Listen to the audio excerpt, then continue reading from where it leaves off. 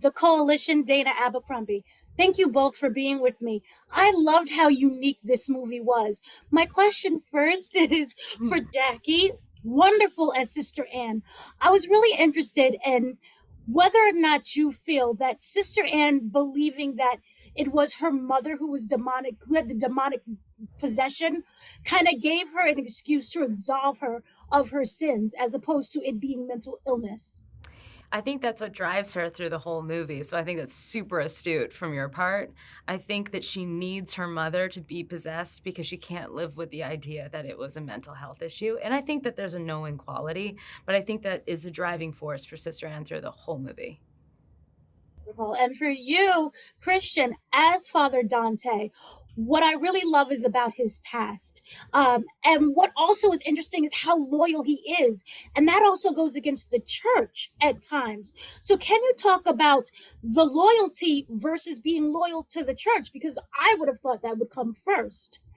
Well, it's interesting. You mentioned his past, right? And the Yes. entire reason that he's immersed himself in this world, in Catholicism and the exorcism and learning how to deal with that, is for his family. So his primary goal, his first objective, is to take care of his family.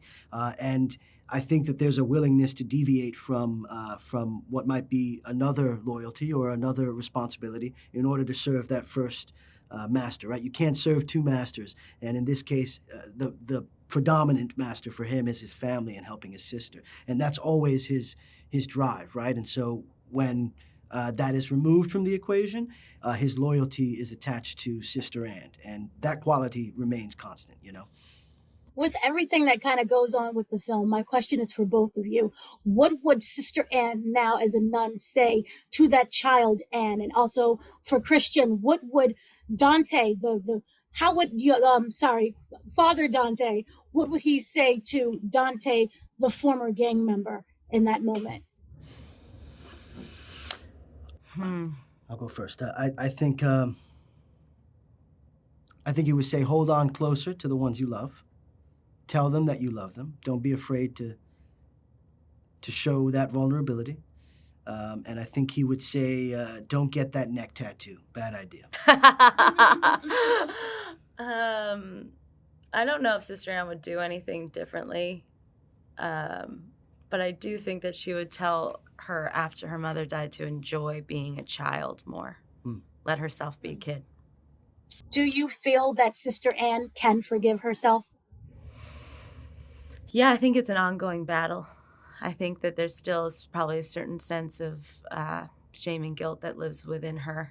I don't think her fight against that demon is over yet.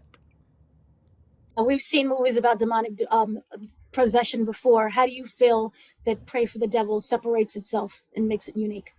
Well, one, there's a female exorcist, but she's not just doing it from the position of a priest. She's actually bringing a female approach to exorcism / her own approach to exorcism and focusing on the victim. And I just think the whole psychological aspect of this film, bringing in a doctor's perspective, it modernizes the church. I think it's a new film in a genre that's been going on for a long time. For you, Christian? I think that Daniel and David and everybody who worked on this really worked hard to root the supernatural in very human connections. And I think that they do a great job in giving the actors and the characters opportunity to really connect with each other and ground themselves in moments. And so it brings it from this macro to a very micro level, and you get to experience humanity in sort of its purest form, right? Two people expressing themselves to each other. And then you go out and deal with the supernatural. So I think it allows the audience to buy into it a lot more. Yeah. Thank you both for this refreshing movie. Hey, thank you for a refreshing interview. You're awesome. Yeah. Thank you.